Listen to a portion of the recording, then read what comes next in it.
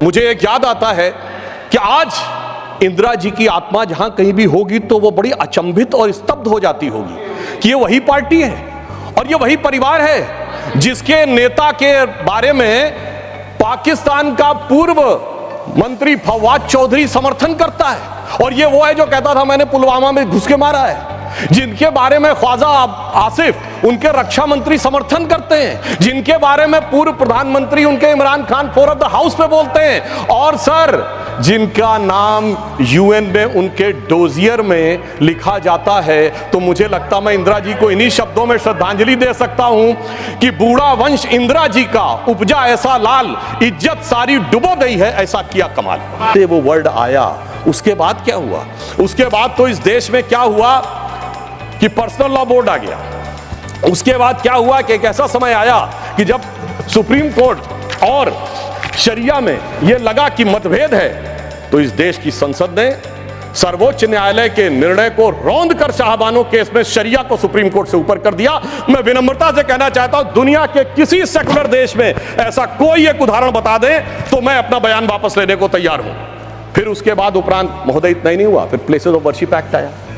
वो कहता है कि 15 अगस्त 1947 के बाद कोई चेंज नहीं होगा, ठीक है, मगर महोदय फिर वक्फ बोर्ड एक्ट आया जो ये कहता है कि कोई समय सीमा नहीं रहेगी। और सूरत नगर निगम पे दावा किस बात पे है कि मुगलों के जमाने में वो सराय थी। तिरुचिरापल्ली के तिरुचुनेरी मंदिर पे इस बात पे है कि अरकाट के नवाब ने दे दिया था। यानी 200 साल 300 साल पहले के सरकारों के वो फरमान जो कि सरकारें किस हिसाब से मानती थी। फिर कम्युनल वायलेंस बिल आया। अब मैं सिर्फ संक्षेप में 10 बिंदु बोलना चाहता हूं। जो लोग आज कहते हैं इस संविधान में उन्होंने क्या किया, मदरसा बोर्ड आया, मुस्लिम पर्सनल लॉ बोर्ड, इन सबको संवैधानिक मान्यता, संवैधानिक संरक्षण प्राप्त है। 4 पत्नी रखना, ट्रिपल तलाक, हलाला, मेहरम बालिका से विवाह करना, तलाकशुदा महिला को कोई मुआवजा न देना, हज सब्सिडी, वक्फ बोर्ड। अब मैं कहना चाहता हूं, मैं विनम्रता से कहना चाहता हूं कि इन लोगों ने इस कॉन्स्टिट्यूशन को सेकुलरिज्म का शिकार करते हुए इसको पार्शियली शरिया कॉन्स्टिट्यूशन बनाने का प्रयास किया। अन्यथा कोई गैर मुस्लिम देश दिखा दे कि जिसमें कि इस प्रकार की बात हुई हो, कोई सेकुलर देश, 200 देश हैं, बड़े विद्वान लोग बैठे हुए हैं वहां पर। मैं बताना चाहता हूं, कोई उदाहरण बताइएगा जिस स्टेट में सुप्रीम कोर्ट से ऊपर शरिया हो। अब मैं बताना चाहता हूं, बड़े विद्वान लोग उधर बैठे हुए हैं, मुझे कोई जरूरत नहीं है 200 में सिर्फ 4 सेकुलर देश बताइएगा, मैं अपना बयान वापस ले लूंगा जहां शरिया सर्वोच्च न्यायालय से ऊपर हो। और मैं ये भी बताना चाहता हूं, इतना ही नहीं था सर, संविधान का अपमान आप लोगों ने किया। और मैं कहना चाहता हूं, जो लोग मनुस्मृति की बात करते हैं उन्होंने इसको मौलवी स्क्रिप्ट बनाने का प्रयास किया भारत के संविधान को। यह अपने आप में शर्मनाक बात है। शर्म उस समय आनी चाहिए थी जब इस तरह के परिवर्तन कर रहे थे। और मैं एक और बात कहना चाहता हूं, सभापति महोदय, टेक्निकल बात कह रहा हूं, मेरी बात गलत लगेगी तो मैं अपने बयान वापस ले लूंगा। सुनिए सर, वक्फ बोर्ड एक्ट में मुगलों के जमाने का फरमान को कॉन्स्टिट्यूशनल मान्यता प्राप्त है। यह वो संविधान था, वो सरकारें थी जिनमें जिम्मी का कॉन्सेप्ट था, जिसमें जजिया का कॉन्सेप्ट था, जहां के बादशाह गाजी की उपाधि लेते थे, सैकड़ों लोगों को मारकर। इवन अकबर ने भी गाजी की उपाधि दी है। यदि इस प्रकार की चीजों को तो मैं कहना चाहता हूं सर, मैं पूछना चाहता हूं, जिम्मी और जजिया के फरमानों को कॉन्स्टिट्यूशनल मान्यता देना क्या शरिया को संविधान में लागू करना नहीं है? इसीलिए मैं कहना चाहता हूं, सुधांशु त्रिवेदी जी के अलावा किसी का रिकॉर्ड में नहीं जाएगा।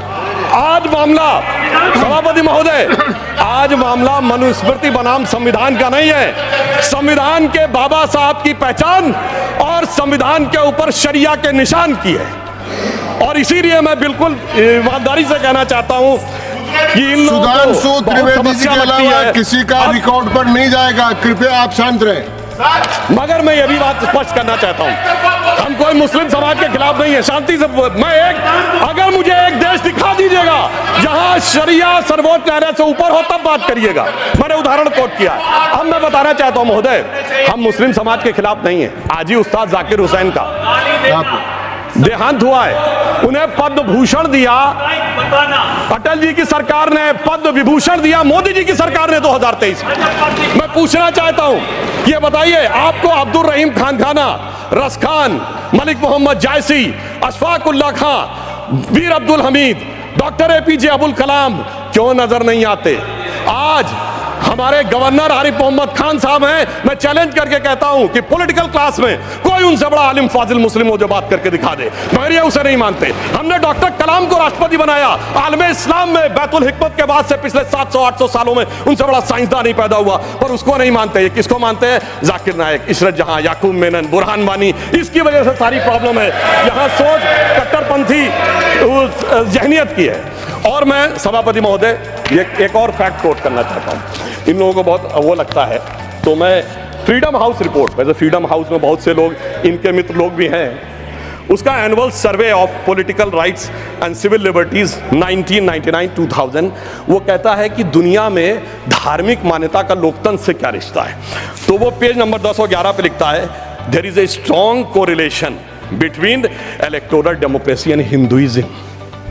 वो कहता है कि जहां हिंदू धर्म है वहां पर ज्यादा डेमोक्रेसी, और उसमें Fiji, Guyana, Mauritius, Bharat, Nepal बहुतों को कोट किया है। और फिर उसने जो आगे कहा है वो इनको लगेगा, फिर उसने बुद्धिस्ट, व्हाट्सएप नहीं, मैंने कोट किया है रिपोर्ट के साथ, हवा में बात मत करिए। अब मैं आपको बताना चाहता हूं, और उन्होंने आगे एक और बात कही है। ब्रुकिंग्स ने अपनी रिपोर्ट में 2019 में मोदी जी के समय क्या लिखा है? India is a silver lining, even a gold lining of democracy, reported released in February 2019। सुनिए, व्हाट्सएप की बात करने वाले, February 2019 titled Democracy and Disorder and the Struggle for Influence on New Geopolitics, page number 31।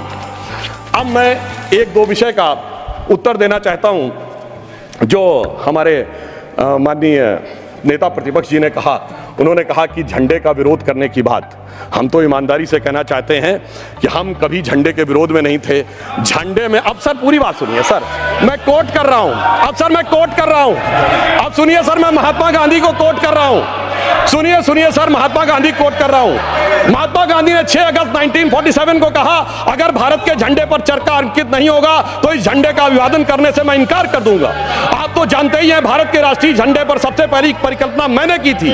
बिना चरखे के निशान के भारतीय झंडे की कल्पना नहीं है। वैसे पंडित नेहरू अन्य लोगों ने मुझे बताया है कि नए ध्वज में बना चक्र चिन्ह चरखे का प्रतीक है। कुछ लोग इसे सुदर्शन चक्र बताते हैं, मगर मैं समझता हूं क्या है सर, स्रोत है संपूर्ण गांधी वाङ्मय खंड 89 पृष्ठ 11।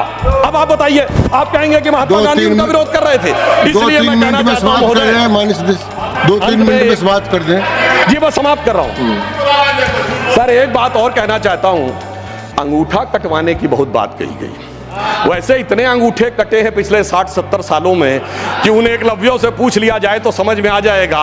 मगर जो लोग बहुत ज्ञान बघाड़ते हैं, मैं उनसे पूछना चाहता हूं, किसी ने महाभारत में पढ़ा है क्या कि मैकाले का ही थॉट पढ़े आ रहे हैं? मैं किसी के प्रति अपमान नहीं करना चाहता, 100 में 99 लोगों को यह नहीं पता कि वो किस चैप्टर में है। महाभारत के वन पर्व में है, जहां पर जब एकलव्य का वो पूरा विशेष नहीं जाता, जब द्रोणाचार्य उससे पूछते तुम अपना परिचय दो, तो कहता मैं मगध नरेश जरासंध के प्रधान सेनापति हिरण्यधनु का पुत्र Eklavya. He was the chief of the armed forces। माननीय सदस्यगण, आप ऐसे कहते हैं जैसे माननीय सदस्यगण, जो बचे हुए माननीय सदस्य बोलने वाले हैं उनको कल अवसर मिल सकेगा। आप कृपया 1-2 मिनट में समाप्त करें। जी हम समाप्त करते हैं। तो इसलिए मैं कहना चाहता हूं, जब अगर आप हकीकत में देखेंगे तो समझ में आएगा। और मैं आज प्रधानमंत्री जी को धन्यवाद देना चाहूंगा।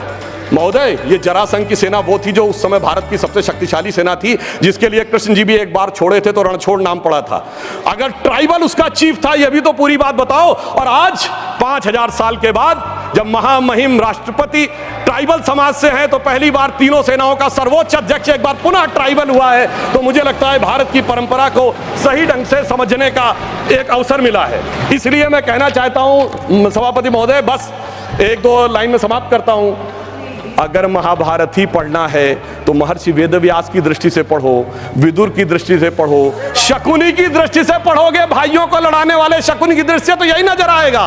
मगर क्या बताएं सभापति महोदय, ये भाइयों में लड़ाने वाले शकुनी, भाइयों में लड़ाने वाले मंथरा की मनोवृत्ति इतनी व्याप्त हो गई है देश में कि आज इस देश को, और मैं एक पॉइंट और कहना चाहता हूं सर, कमिटेड जुडिशरी की तो बहुत बात की गई, पर इस देश में एक ऐसा उदाहरण भी हुआ है जब एक जज कांग्रेस का नेता रहने के बाद जज हो गया। सर 1962 से 68 तक जस्टिस बेहरुल इस्लाम राज्यसभा में कांग्रेस के सदस्य रहे, फिर 68 से 72 तक दोबारा सदस्य रहे।